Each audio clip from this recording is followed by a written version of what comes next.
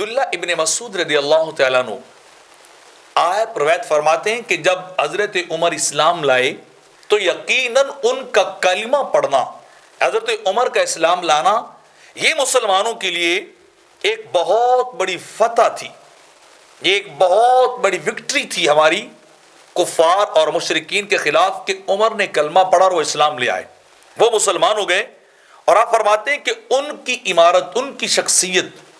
اسلام کے لیے اور ہم مسلمانوں کے لیے ایک اللہ کی رحمت ثابت ہوئی۔ اور آپ فرماتے ہیں خدا کی قسم ابتدا میں عالم یہ تھا کہ کفار ہمیں بیت اللہ میں اللہ کے گھر میں نماز نہیں پڑھنے دیتے تھے، تو جب حضرت عمر آپ نے کلمہ پڑھا، آپ اسلام لائے اور میرے آقا صلی اللہ علیہ وسلم کی غلامی میں آئے اور اللہ نے آپ کے سینے کو منور کیا، دولت ایمان اللہ نے بخشی میرے آقا علیہ السلام کی دعا کے طفیل، تو عبداللہ بن مسعود فرماتے ہیں پھر کفار کا سامنا اور مقابلہ فقط ایک ذات تھی، عمر بن خطاب، جنہوں نے کیا اور جا کے انہیں چیلنج کیا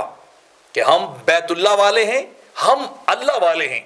یہ بیت اللہ اور یہ اللہ کا گھر یہ ہمارا ہے، ہم حق اور سچ والے ہیں اور ہم اس کے اندر نماز کو ادا کریں گے،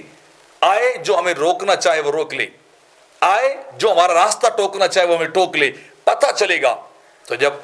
آپ نے دھمکایا اور آپ نے اپنی جرت کا اظہار کیا تو عبداللہ بن مسعود کہتے ہیں خدا کی قسم اس کے بعد ہم نے بیت اللہ میں نماز پڑھنا شروع کی، ہمیں اللہ نے تب جا کے اعزاز بخشا کہ ہم اس قابل ہوئے عمر کے اسلام لانے سے کہ ہم بیت اللہ میں نماز ادا کرنے لگے اور انہوں نے ہمارا راستہ